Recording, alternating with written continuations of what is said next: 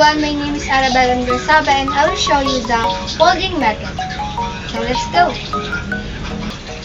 So before that, I will show you the kitchen tool that we will use.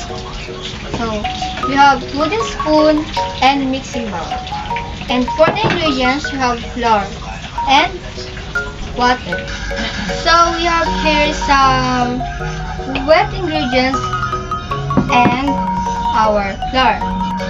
So I will mix it using our folding method. So let's go. So we will pour our dry ingredients in our wet ingredients. So we pour it slowly.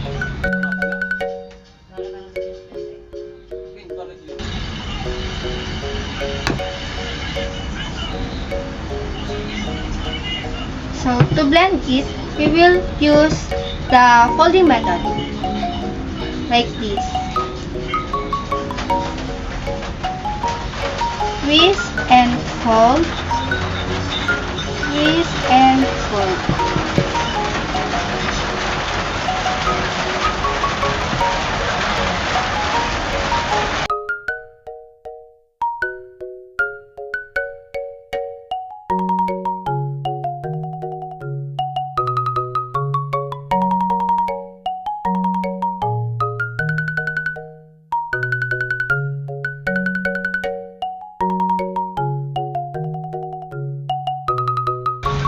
So that using the folding method, we will mix or blend our dry ingredients in our wet ingredients surely. That's all. Thank you.